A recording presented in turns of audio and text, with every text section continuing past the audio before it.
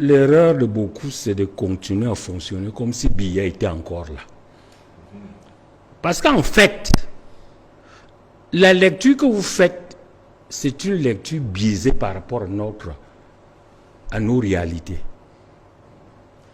La position des alliés de Biya, notamment Bello Bouba et Issa Chiromé, était devenue intenable avec l'état même du chef de l'État.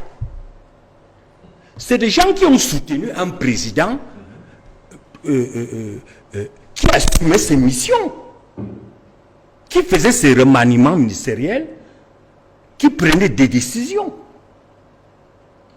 Aujourd'hui, ce président n'existe plus. Non, mais ça c'est exagéré. C'est ce que j'appelle excès de langage. Mais bon, vous ne pouvez pas le dire comme ça, Dieu donné Samba. Non, je ne peux pas laisser dire ça. Non, j'ai dit, c'est pas possible. Ce président n'est plus aussi actif qu'avant. Dieu donné Samba dit qu'il n'existe plus. Bah, ça, c'est excessif peut-être. Voilà. C'est-à-dire qu'en fait, comment vous pouvez dire qu'il existe? On ne le voit plus comme président. En tout cas, il y a une rupture entre ce qu'il faisait quand il était actif et la situation actuelle. Ça fait combien d'années il n'y a pas de remaniement ministériel? Ça fait combien d'événements aurait dû la magistrature? Bon, alors, les Bello Bouba, qui eux ont accepté de se mettre derrière un président Biya actif, comme autrefois. C'est dans une situation où le président Biya, il ne le voit plus. Par contre, il y a des ombres obscures qui gèrent le pays, en tout cas, qui donnent l'impression de gérer le pays. Et qui ne sont même pas des hommes politiques. Comment voulez-vous que des gens sérieux continuent à soutenir un tel modèle? C'est-à-dire que les gens se sont mis sincèrement derrière le président Biya, ils l'ont servi fidèlement.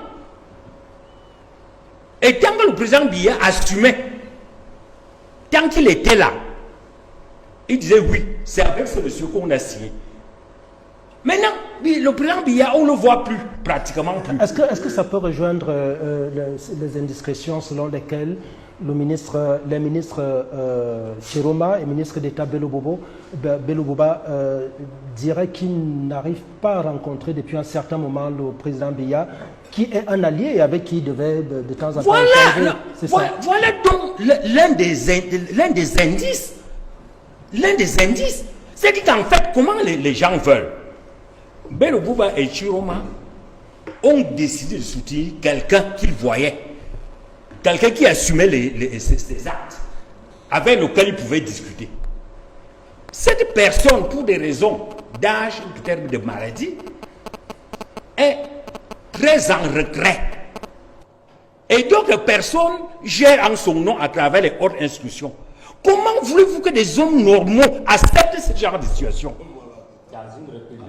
Ce n'est pas possible. Mais si c'était vrai ce que vous dites, si c'était vrai. Moi, c'est mes analyses. Oui, bien sûr, on reste dans vos analyses. Mais est-ce qu'ils ne pourraient pas considérer ces alliés-là que c'est la continuité de celui avec qui ils ont passé des accords? Mais la continuité ne signifie pas que celui avec lequel j'ai signé des accords se met en retrait et je vois des ombres noires, obscures. C'est-à-dire qu'ils circulent, ils prennent des décisions, on ne sait même pas. Et puis, je n'ai pas moyen d'aller demander à mon partenaire mais il y a telle décision, pourquoi on l'a-t-on prise? Parce que c'est sûr, si le ministre Bello Bouba, le ministre d'État Bello Bouba et le ministre Chiroma se plaignent qu'ils n'ont pas pu contact avec le chef d'État, ça veut dire qu'il y a un élément de leur contrat qui a été rompu, la capacité d'aller réclamer, d'aller dire mais... Ou même de se concerter permanemment. Tout ça là, voilà. Donc le problème aujourd'hui, c'est qu'il faut voir plutôt dans ce retrait. La protestation est mise par ces hommes politiques, ces grands hommes politiques, qui ne sont pas d'accord avec la manière dont l'emploi veut gérer la transition. Si l'emploi veut gérer le pays, que l'un d'entre eux lève le doigt et se prononce. C'est ça. Ils ne veulent pas ce qu'on a vu au Zimbabwe, où un vieux chef est manipulé par sa femme et des gens obscurs, ce qu'on avait vu en Tunisie, ce qu'on a vu en Côte d'Ivoire. Au Gabon, au Gabon davantage. Et dernièrement au Gabon. Moi, c'est ça, mais là, ça, que moi je vois. Et c'est pour ça que je dis que la réaction de ces deux ministres n'est qu'un coup de sémence. Qui vous dit que même les institutions du Cameroun, y compris l'armée, vont accepter, continuer eux, ils croient qu'ils ont un chef d'État alors que c'est des ombres obscures. Le représentant de RDPC, il est quand même membre chargé de mission permanente au comité central, qui vous dit c'est pratiquement des épiphénomènes qui n'impacteraient en rien la force du RDPC, l'ancrage du RDPC dans la région septentrionale. Il faut dissocier deux aspects différents. L'emprise politique du RDPC sur le terrain qui est liée à son énorme appareil et la fidélité à Biya. C'est deux choses totalement différentes. Les gens ont soutenu Biya. Ils continuent d'ailleurs à le soutenir. Mais ils ne peuvent pas soutenir un Biya devenu un postiche, un instrument entre les mains d'un groupe obscur. Parce que ce que Chiroma et Bello Bouba, le message qu'ils veulent dire, nous transmettre, c'est qu'ils ne sont pas d'accord avec cette approche. Ils ne sont pas d'accord.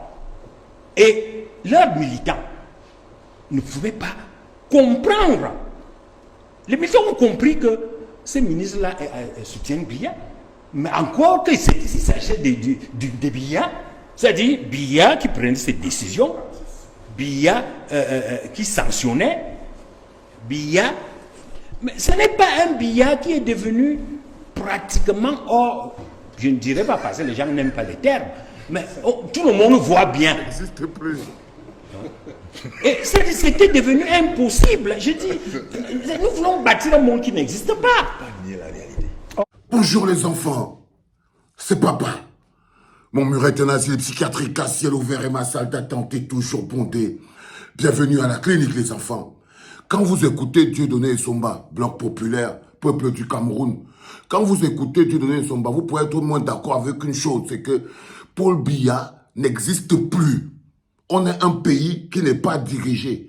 On a une nébuleuse qui a pris notre pays en otage. Dieudonné Somba appelle ça les ombres.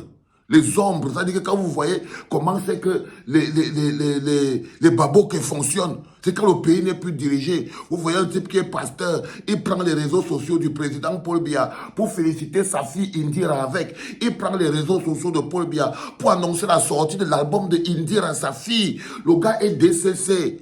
Mais il prend les réseaux sociaux du président pour faire comme l'influenceur. Il traite Paul Biya comme un influenceur au service de sa fille Indira Babouke. Est-ce que vous pouviez imaginer un jour qu'on pouvait utiliser le nom de Paul Biya, les réseaux sociaux de la présidence, pour faire la promotion d'une chanteuse? Fût-elle la fille du directeur du cabinet civil adjoint Babouke? On utilise les réseaux sociaux de la présidence. Il n'y a plus le pays. Ils croyaient que quand Paul Biya disparaît en 2018, après avoir volé l'élection et tout ce qu'ils ont essayé de faire, c'est qu'ils croyaient qu'en maintenant le statu quo, on ne fait pas de remaniement, on ne fait pas de réaménagement, on ne fait pas de conseil, chacun allait rester à sa place. On appelle ça le statu quo. C'est-à-dire qu'ils pensaient que non, Issa Chiroma serait content de rester à sa place, chacun allait rester à sa place. Et Ngongo, ministre par usurpation, on vient de passer 7 ans que Paul Biya, ils ont volé le pouvoir il y a 7 ans, ils ont donné à Ngongo. Jusqu'à aujourd'hui, Ngongo a la délégation permanente de signature et Paul Biya est de nouveau candidat. Il est encore moins visible qu'en 2018. Il y a un tel mépris de notre peuple par ces gens que vous ne pouvez pas comprendre. Et ce pays-là ne peut pas continuer, ça s'écroule. C'est ce que Dieudonné Somba, quand il n'est pas en train de faire, c'est pour ça que le tribalisme, c'est une maladie très compliquée. Imaginez un peu à quel moment qu'on enlève ce même peu le tribalisme dans la tête de Dieudonné Somba et tout, et vous voyez comment il est lucide. Si on demande à l'armée camerounaise, vous, armée camerounaise, si on vous demande que votre commandant en chef, c'est qui? Vous obéissez à qui? Si on demande à l'armée camerounaise aujourd'hui en tant qu'institution, vous aviez un contrat avec un commandant en chef, vous avez un président qui est un commandant en chef. C'est qui le commandant en chef? L'armée obéit à qui? Notre commandant en chef n'existe pas, on a donc des milices. Quand l'armée n'a plus le commandant en chef, c'est des groupuscules d'énervés. C'est des groupuscules d'énervés qui sont là. Donc quand tu donnes son rapport, c'est pour ça que les gars comme les Bonnet Philippe comme ça, c'est des jeunes, quand je vous dis souvent que la jeunesse n'est pas... les premières personnes que Paul Biya a détruit au Cameroun, ce sont les jeunes. Il les a transformés en des outils utilisés pour la conservation du pouvoir. Quand vous voyez la plupart des gens qui insultent le peuple du changement sur Internet, à la télévision, ce sont les jeunes. La plupart des gens qui insultent la souffrance du peuple camerounais, qu'est-ce que Bonnet Philippe fait? Ce n'est pas du journalisme, c'est du propagandisme insultant. Jusqu'à le gars lui dit que Paul Biya n'existe plus, il dit que non, il ne faut pas dire ça, mais il permet qu'on dise des choses extraordinaires sur Maurice Kamto sur son plateau. Ce monsieur qu'on appelle Bonnet Philippe, c'est des gens qui ont raté, c'est-à-dire qu'ils ont vécu dans le rampage. Je me demande comment ils vont faire pour vivre plus tard dans le monde. Pourtant, il avait des compétences, hein, le Bonnet Philippe. Quand moi j'étais petit, le Bonnet Philippe que vous voyez ici, là, il était journaliste. Nous, comme ça, on le respectait. Quand il arrivait, comme ça, on disait, ah voilà Bonnet Philippe qui arrive. Maintenant, il est le Tchinda de Bruno Bichang-Tête de spermatozoïde. Tu devrais avoir honte. Regarde les questions que tu poses. Tu donnes Somba, explique que Paul Biya n'existe plus. Il n'existe plus. Et si même Dieudonné Somba est convaincu que Paul Biya n'existe plus, même à l'intérieur du RDPC, tout le monde est convaincu que Paul Biya n'existe plus. Les amis, si on passe encore 7 ans, même à l'intérieur, il a tellement détruit que même les Moras qui sont à l'intérieur, 4 mois, ils n'ont pas la candidature de Paul Biya. Mais ils sont en train d'attaquer les gens dehors comme les fourmis. Est-ce que vous trouvez ça normal? Leur propre parti RDPC, on a 4 mois de l'élection. Le président qui est censé être le candidat naturel n'a pas encore une candidature officielle. Eux, ils passent leur temps à attaquer les candidatures des autres qui sont des propositions. C'est-à-dire qu'ils veulent paralyser le pays à un monsieur qui n'est même pas encore candidat. Mais est-ce que vous comprenez même ce que je suis en train de vous dire? C'est-à-dire qu'ils paralysent le pays. Ils veulent chasser les autres candidats pour assurer le couloir à quelqu'un qui n'est même plus candidat. Ce n'est pas normal. Là, c'est le peuple qui doit agir. C'est pour ça que je vous dis que ne croyez pas que éviter la bagarre, on ne peut même pas éviter cette bagarre qui est en train d'arriver. On va se blesser. On va se blesser, les enfants. On est obligé de se blesser parce que c'est à ça qu'il a réduit le Cameroun. Il nous a réduit à se blesser. Parce que les gens qui sont là sont totalement illégaux. Ils ne veulent pas partir. Les gens commencent à quitter, les alliances partent. Oui, Issa Chiroma et Bello Bouba Maïgane, rien à voir avec la base. Moi, j'ai toujours cru que ça n'avait rien à voir avec les histoires de base. C'est que quand votre complice avec qui vous fonctionnez n'est plus là pour vous l'écouter, vous ne voulez plus fonctionner avec lui. Qui a signé un contrat avec Ngongo? Non. Maintenant, les Ngongos, c'est les vermisseaux, c'est aussi les gens qui n'ont pas de capacité de management. Ce sont des gens qui n'ont pas de capacité pour diriger un pays. Ce n'est pas des hommes politiques, comme l'autre monsieur Koupi a dit. Ce n'est pas des hommes politiques, c'est des rien du tout. C'est des brigands administratifs. C'est des brigands fonctionnaires. Mais c'est la politique qui gère un pays, c'est pas le fonctionnariat. Les fonctionnaires ne gèrent pas un pays, ce sont les hommes politiques qui gèrent un pays. Il est important que vous le compreniez, les enfants. Sur le premier podcast de la journée en direct de la clinique, il a signé le secteur de la clinique de ce matin, l'homme qu'on appelle Dieudonné Somba, lorsqu'il n'est pas en plein, englué dans le tribalisme primaire qui le transforme en un bas de gamme être humain, il peut dire des choses intéressantes. C'était le premier. C'était papa.